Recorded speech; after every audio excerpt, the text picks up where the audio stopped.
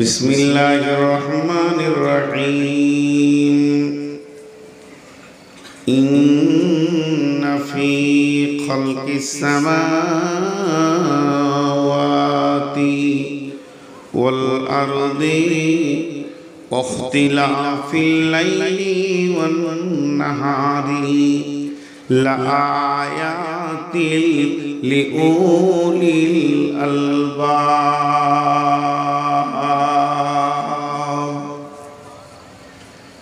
জীবন বিজ্ঞান যে পড়েছে, ভৌত বিজ্ঞান যে পড়েছে, রাষ্ট্রবিজ্ঞান যে পড়েছে, সমাজ বিজ্ঞানী যে হয়েছে, এদেরকে আমরা জ্ঞানী বলি। এমএসসি হয়েছে, মাস্টার্স করেছে, এমএম করেছে, এমডি করেছে, এমবিবিএস করেছে, কেউ আবার সার্জারি শিখেছে, এদেরকে আমরা জ্ঞানী বলি। কিন্তু আমার আল্লাহ বলছেন জ্ঞানী ব্যক্তির সাবজেক্ট হচ্ছে চারটা। পৃথিবীর বুকে চারটা বিষয় নিয়ে জ্ঞানী ব্যক্তি গবেষণা করবে। আর ওই গবেষণা করতে করতে গবেষণার মহাসমুদ্রে যে সে হীরের টুকরো পাবে, সেটা কি পাবে? এবং যেদিন থেকে সে জ্ঞানী হয়ে যাবে, সেই দিন থেকে তার চলাফেরা, উঠা বসা, সমস্ত লক্ষণগুলো চেঞ্জ হয়ে যাবে। সে কেমন ভাবে চলবে আর তার মুখ কি বলবে? মা আমার, বোন আমার, জ্ঞানী ব্যক্তিকে তাকে চারখানা বিষয়ে পারদর্শী হতে হবে। আমার আল্লাহ বলছেন ইন্না ফী খালকিস সামাওয়াতি ওয়াল আরদি। সে আসমানের দিকে তাকাবে, আসমানটা কেমন করে তৈরি হলো, আসমানটা কি অবস্থায় দাঁড়িয়ে আছে, আসমান সৌরজগতে কি রয়েছে, এটাকে যে আল্লাহ সাজিয়ে রেখেছেন। ওয়ালাকাদ যায়্যানাস সামাআদ দুনিয়া বিমাসাবিহা ওয়া জাআলনাহা রুজুমান লিশ-শায়াতিনি ওয়া আ'তাদনা লাহুম আযাবাস সাঈর। তারপরে ওয়াস-সামাওয়াতি ওয়াল আরদি, মাটি কিনে গবেষণা করবে। এই জমিনটা আমার রব বানিয়েছেন, জমিনের ভিতরে কি কি মাল গোপন করা রয়েছে, আর জমিনের অবস্থান কেমন ভাবে হলো, আর জমিনই বা ধ্বংস কেমন ভাবে হবে, জমিনের গর্ভে কত দামি দামি মাল রয়েছে, এগুলোকে নিয়ে সে গবেষণা করবে।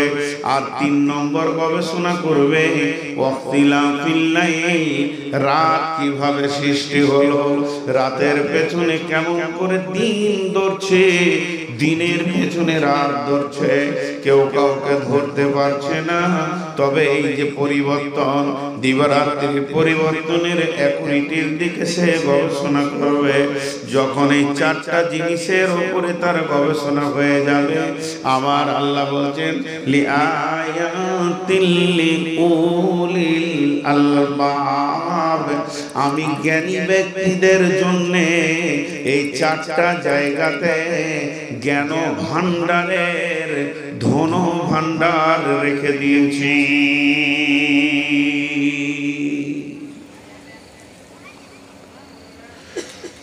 চার জায়গাতে জ্ঞানী ব্যক্তির পিপাসার স্বর্গীয় সুধা লুকানো আছে। পিপাসার্থ ব্যক্তি যেমন পানি পেলে তার দিল আশুদা হয়ে যায়, প্রকৃত মাবুদকে যারা খুঁজে তারা এই চার জায়গাতে, আসমান জগৎ, জি এই আসমান কত বড়, কে বানিয়েছেন, এর বাণী কে? হযরত ইব্রাহিম আলাইহিস সালাম নমরুদের জামানার সন্তান, আজরের ছেলে। তখন কি কাফেররা বিভিন্ন রকম আইন করতো, ইযাববিহুনা আবনাআকুম ওয়া ইস্তাহিউনা নিসাআকুম, ইযাববিহুনা নিসাআকুম ওয়া ইস্তাহিউনা আবনাআকুম। যখন যেটা মন যেত, কোরআন বলতে তারা আইন করত। একবার আইন হলো মেয়েগুলোকে কেটে ফেলে দাও, পুঁতে দাও, জীবিত মেরে দাও, মেয়ে ছেলে রাখা যাবে না, কলঙ্ক, আর বেটা ছেলেদেরকে মারিও না। আবার আইন তৈরি হলো ফেরাউনের জামানাতে, মুসার জামানাতে বেটা ছেলেদেরকে মেরে দাও, বেটা ছেলেদেরকে মেরে দাও, মেয়েদেরকে বাঁচিয়ে রাখো, তখন পুরুষ মারা শুরু হলো। তো যে নমরুদ এই আইনটা করছে, যে নমরুদের সংসদে আইন বিল পাস হলো যে একটা পুরুষ রাখা যাবে না, এদেরকে মেরে দাও, সেই সংসদের একজন সংসদ সদস্য হচ্ছে আজর, আজর ইব্রাহিমের বাপ। আইনের সঙ্গে হাত মিলিয়েছে, কিন্তু ওর ঘরেই বেটা ছেলে হয়েছে। কুদরত কাকে বলে, ক্ষমতা কাকে বলে? আমার রব ইব্রাহিমকে বাঁচাবেন, আজরের দিলে মোহব্বত সঞ্চার দিয়ে দিলেন। আজর করল কি, ইব্রাহিমকে পাহাড়ের গুহাতে লুকিয়ে রাখলো। একটু ছেলে বড় হয়েছে, চলাফেরার মতো হয়েছে, কথা বলার মতো। এমন সময় আব্বা তার সন্তানকে সেই পাহাড় থেকে আনছে, আব্বার আঙুল ধরে ইব্রাহিম হাঁটছেন। ইব্রাহিমের প্রথম প্রশ্ন, ছোট ছোট ছেলে লুতুক লুতুক কথাতে আব্বা মাকে প্রশ্ন করে, আব্বা এটা কি, ওটা কি? ইব্রাহিম বলে উঠলেন, আব্বা মাথার উপরে বিশাল একটা জিনিস দেখি, এটা কি? বলে এটা আসমান। যেটা হাঁটছি এটা কি? না এটা জমিন। যেটা আমাকে আলো দেয় ওটা কে? না সূর্য। এটা প্রবাহমানটা কি? এর নাম নদী। ইব্রাহিম প্রশ্ন করে যায়, আজর উত্তর দিয়ে যায়।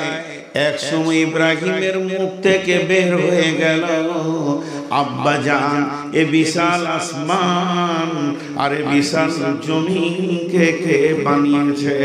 সেটাকে, সে কোন এমন একজন যে বিশাল আসমান আর জমিন বানিয়েছেন? আজরের মনের নিয়ম, আমি নমরুদকে দেখাবো আর ছেলেকে বলবো, বাবা ইনি হলেন আমাদের মাবুদ। তখন বলছে, বাবা তুমি চুপ করো, এ আসমান জমিনের মালিকের কাছে তোমাকে নিয়ে যাওয়া হবে। যখন আজরকে নিয়ে, আজর নিয়ে গেলেন ছেলেকে, নমরুদকে দেখালেন, এটাই আমাদের মাবুদ, আসমানের মালিক, জমিনের মালিক। ইব্রাহিমের প্রশ্ন এসে গেল, আব্বা জান ওকেই বা কে বানিয়েছে?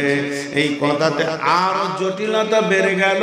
তা আমার রব বলছেন, মুমিন যে হবে একবার আসমানের দিকে তাকিয়ে দেখবে আমি আসমানটা কেমন করে সাজিয়েছি। আল্লাহ সূরা তাবারাকাল্লাযী মুলকের মধ্যে বলছেন, কি বলছেন? তাবারাকাল্লাযী বিয়াদিহিল মুলকু ওয়া হুয়া আলা কুল্লি শাইইন কাদির আল্লাযী খালাকাল মাউতা ওয়াল হায়াতা লিয়াবলুয়াকুম আইয়ুকুম আহসানু আমালা ওয়া হুয়াল আজিজুল গফুর الذي خلق سبع سماوات طباقا ما ترى في خلق الرحمن من تفاوت ثم ارجع البصر كرتين ينقلب إليك البصر خاسئا وهو حسير। আমার রব যে সাতবক আসমানকে বানিয়েছে, আল্লাহর রহমানের সৃষ্টির ভিতরে কোনো কি তোমরা পার্থক্য দেখতে পেয়েছো? তোমরা কি তার মধ্যে কোনো ভুল পেয়েছো? কোনো কি ফাটল পেয়েছ? হে বিশ্ববাসী, তোমরা তোমাদের জ্ঞানের বহর দিয়ে চোখ দুটিকে তাকিয়ে দেখো। একবার যদি না পারবে বারবার দেখো। সুম্মার জিল বাসারা কাররাতাইনি ইয়ানকালিব ইলাইকাল বাসার। এরপরও যদি তোমরা আবার তাকাও, রবের একটা ভুল বের করে দিতে পারো নাকি? তোমার দৃষ্টি শক্তি নত হয়ে তোমার কাছে ফিরে আসবে, কিন্তু আমার রবের একটা ভুল বের করতে পারবে না।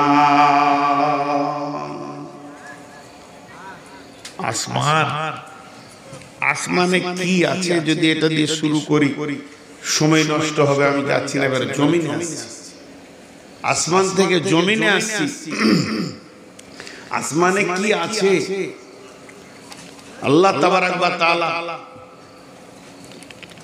সূর্যকে রেখেছেন, চন্দ্রকে রেখেছেন, বড় বড় কয়েকটা গ্রহ আমরা চিনি, কিন্তু বড় বড় বিজ্ঞানীরা বলছেন গ্যালাক্সি বা ছায়াপথ যেটা, এর ভিতরেই 15 থেকে 17 কোটি তারা। দেখেন আজীব সৃষ্টি। আর এক একটা তারা পৃথিবী থেকে কয়েকশো কোটি গুণ বড়। 13 লক্ষ গুণ বড় সূর্য, সূর্য থেকে কয়েকশো কোটি গুণ বড় এক একটা তারা। আবার ওকেই ছোট মনে হয়। তারপরে তো আলোকবর্ষ আছে, তাদের আলো আসছে, কিন্তু এত জটিলতার দিকে যাচ্ছি না। বিজ্ঞানীরা বলছে কয়েকটা গর্ত পাওয়া গেছে, একটা নয়, তাদের নাম দিয়েছে ব্ল্যাক হোল, গহ্বর কালো অন্ধকার গর্ত। সে তারাগুলোকে গিলে খেয়ে ফেলেছে। এটা আল্লাহ বানিয়েছে, এটা আল্লাহ বানিয়েছে, নিয়ন্ত্রণ করছেন আল্লাহ। জি জি। বিসমিল্লাহির রহমানির রহিম। আর রহমান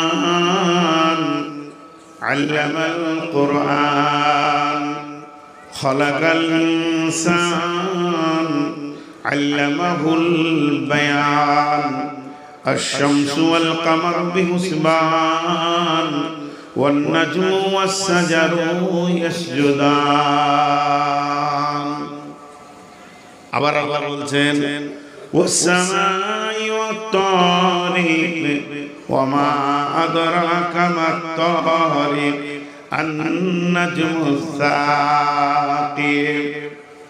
রাত্রিতে আসা যাওয়া করে, চিনো কি তাকে সেটাকে? হে নবী, তোমাকে কি জানানো হয়েছে যে রাত্রিতে আসা যাওয়া করে সেটাকে? সেটা হলো প্রজ্বলিত তারা।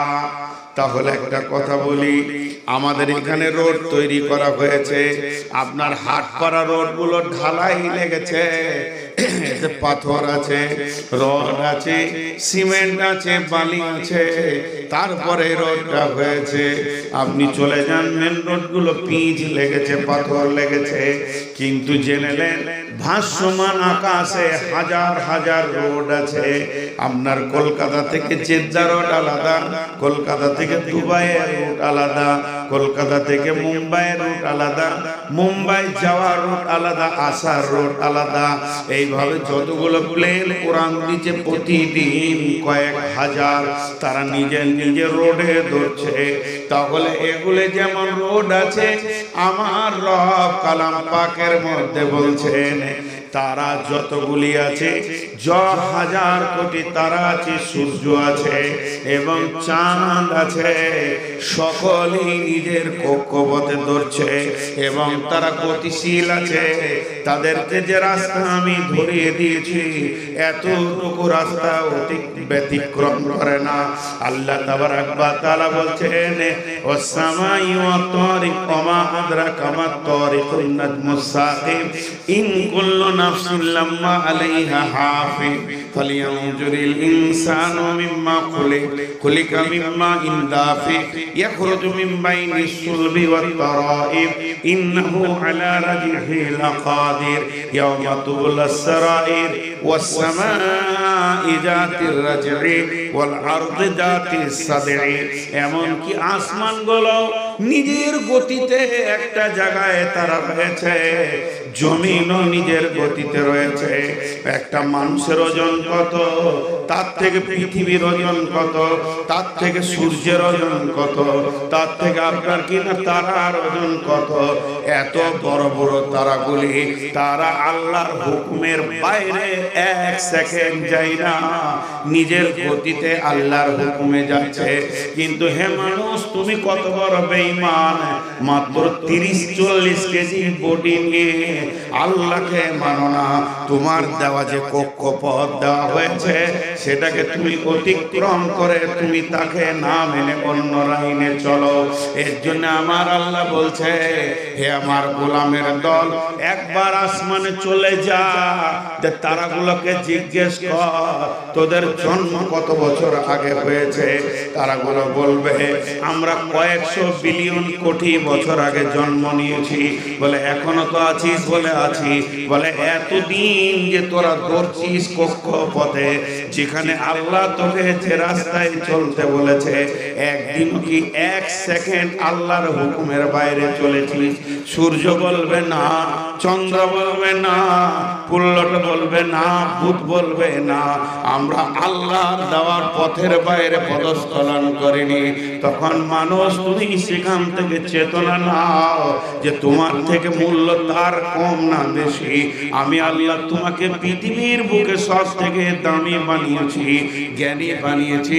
ওখান থেকে তুমি জ্ঞান পেয়ে গেলে একটা তারা যদি এতদিন আল্লাহর হুকুমের পথের উপরে চলতে পারে, তা আমি কেন 20-25টা 50টা বছর আল্লাহর দেওয়ার ওরে চলবো না? অতএব সৌর জগতে গিয়ে আল্লাহর ব্যাপারে জ্ঞান নিয়ে এসো। আর কথা আছে, এরপরে এসো জমিনের উপরে। জমিন কি বলবে?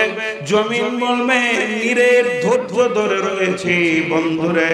ওয়াল আরদুল মাইতাতু আহইনাহা ওয়া আখরাজনা মিনহা হাববান ফামিনহু ইয়াকুলুন ওয়া জাআলনা ফীহা জান্নাতিন মিন নাখিলিন ওয়া আনাবিন ওয়া ফাজ্জারনা ফীহা মিনাল উয়ুন লিয়াকুলু মিন সামারিহি ওয়া মা আমিলাতুহু আইদিহিম আফালা ইয়াশকুরুন।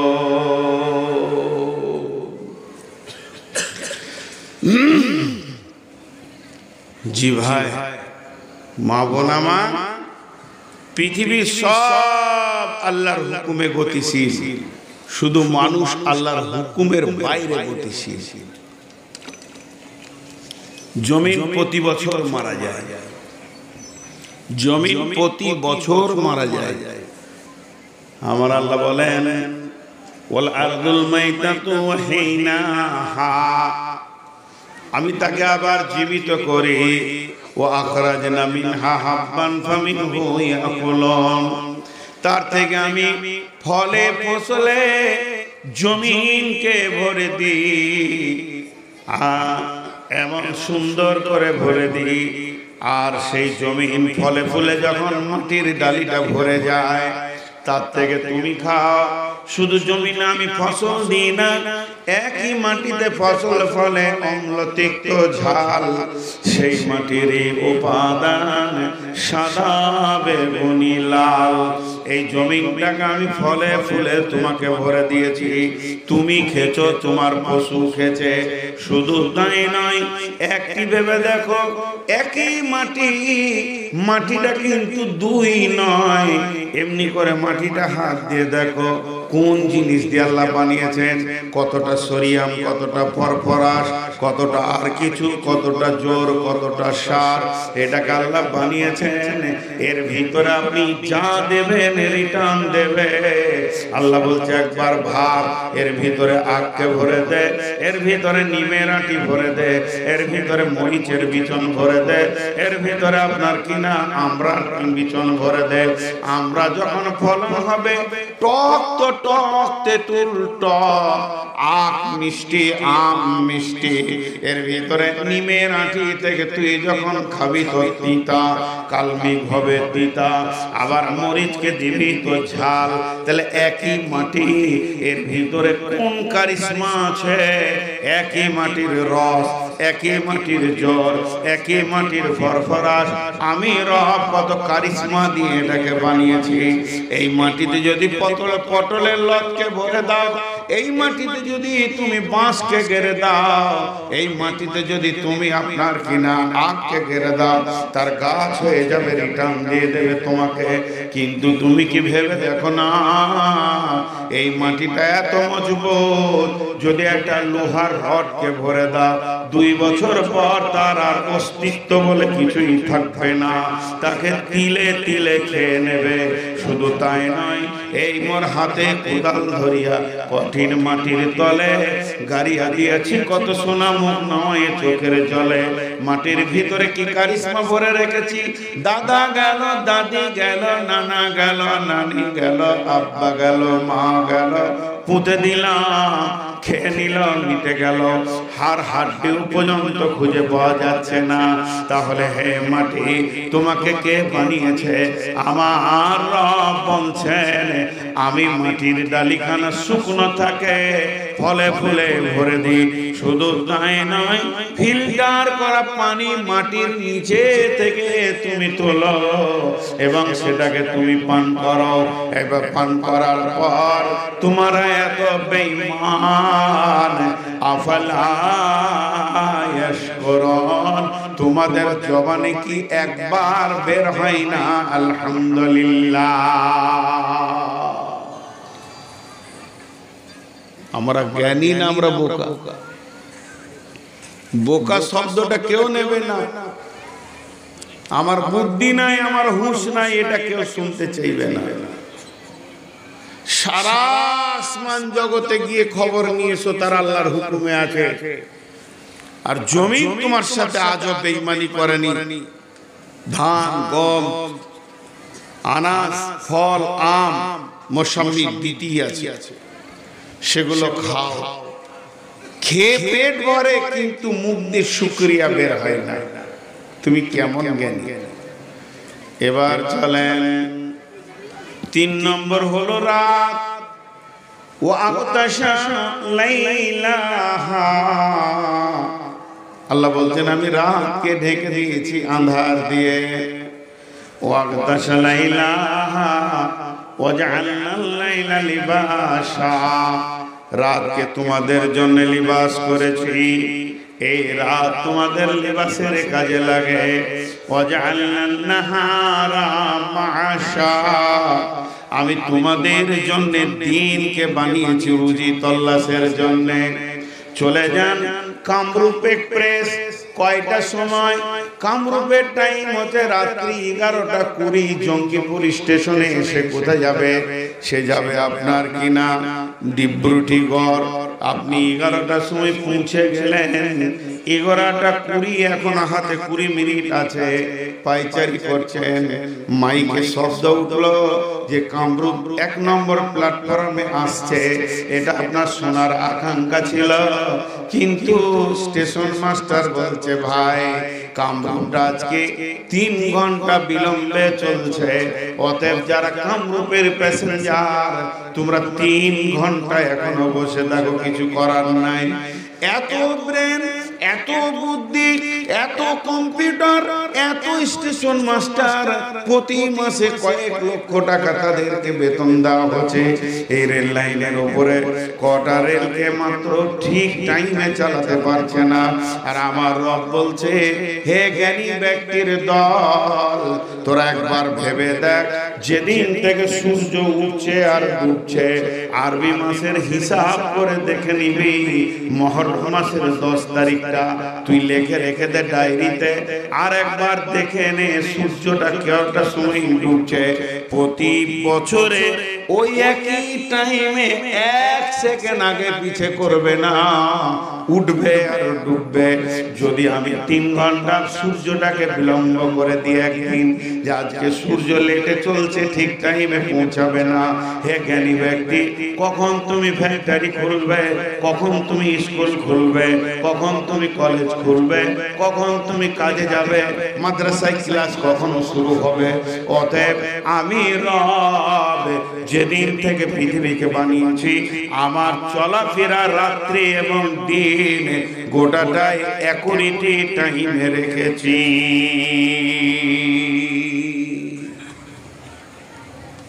ভাইয়া, এবার সাদা বটা কয়টা মোটা কথা বলবো, একটু মনোযোগ। এতক্ষণ উপস্থাপনাতেই কাটিয়ে নিলাম, এই আয়াতটা আমি নিয়েছি আজকে বক্তব্যের বিষয় হিসেবে।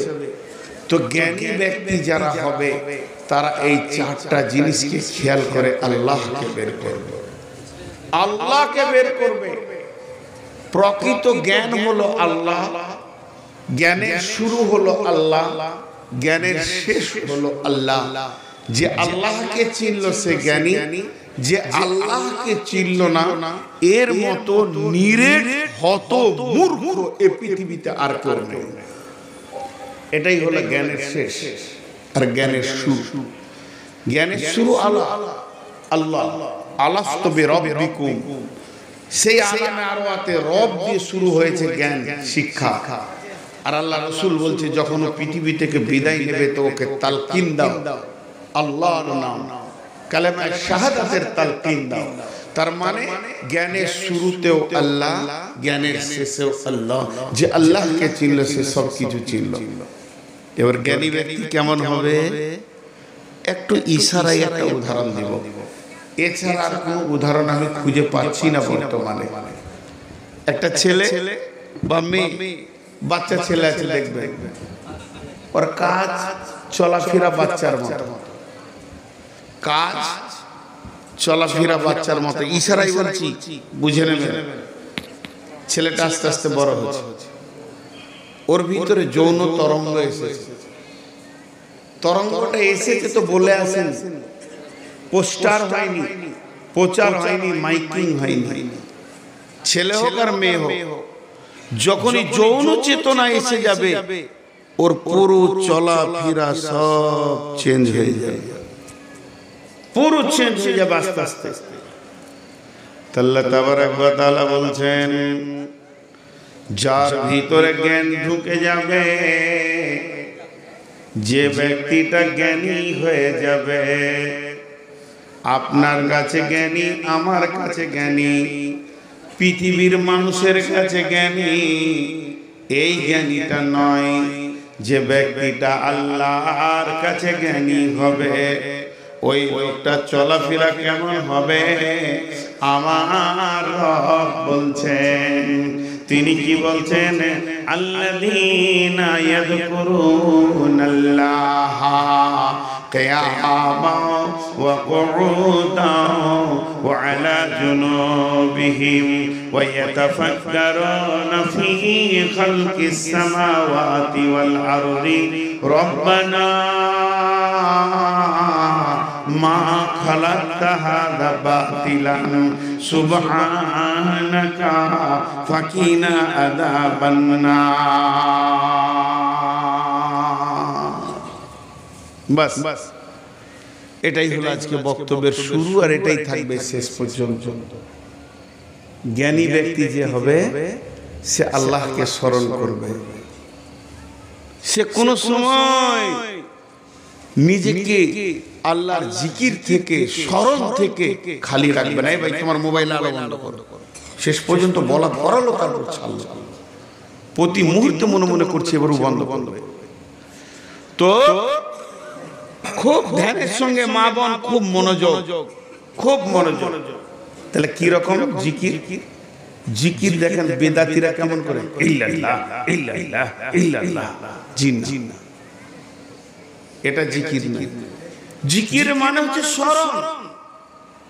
সেই স্মরণটা কত রকম হতে পারে, জিকিরের কত মূল্য এবার বুঝতে পারবেন। একটার পর একটা লাইন দিয়ে বলবো, সিরিয়াল ওয়াইজ বলবো, খুব মনোযোগ, উঠবেন না। বহুদিন পর এই বক্তব্যটা ধরেছি এবং হৃদয় দিয়ে বলতে চাইছি। আমি জানছি এর কত গভীরতা আছে, কিছুক্ষণ পর আপনারাই টেস্ট পাবেন। আল্লাহ তাবারক ওয়া তাআলা বলছেন জিকির কি করে, কি লাভ করে?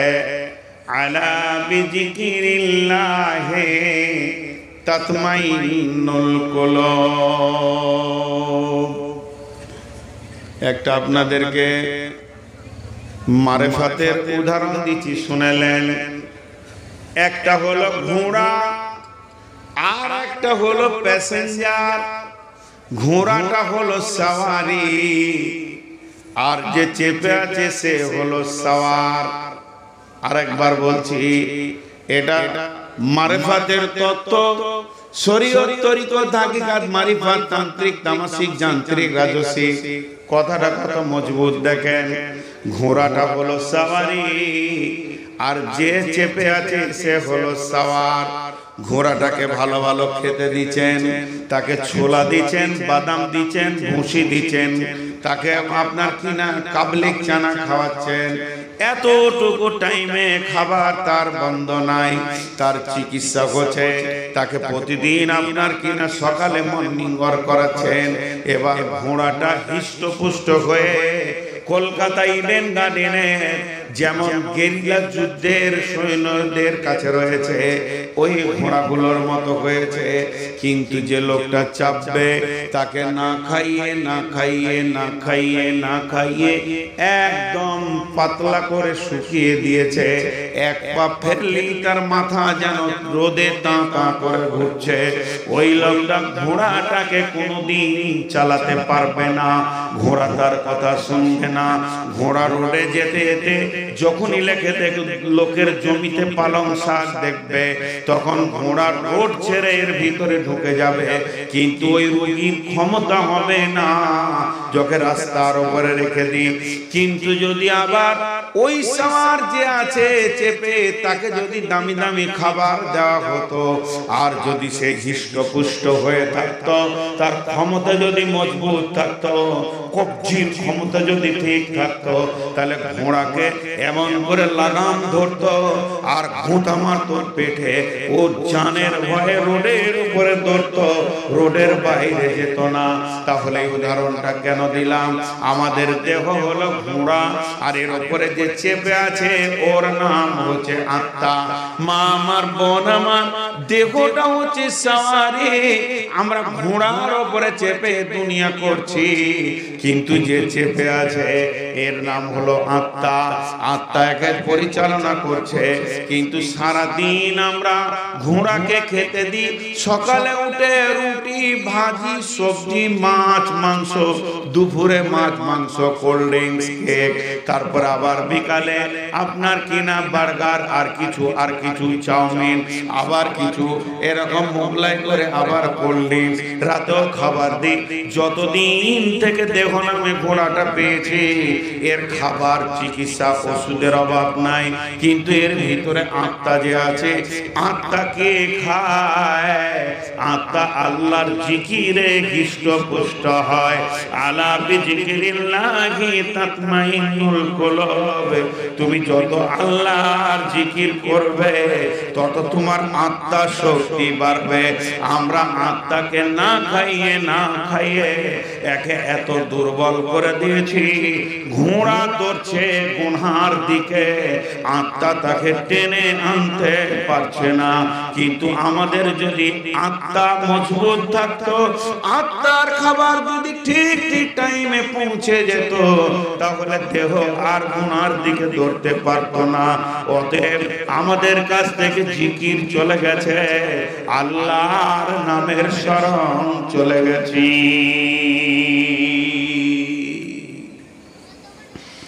জিকির কেমন করে করবেন? গোল করে বসে যাবেন 20-50 জন, আর একজনা বলবে লা ইলাহা ইল্লাল্লাহ। তাহিরিকে তো দেখতে পেয়েছেন?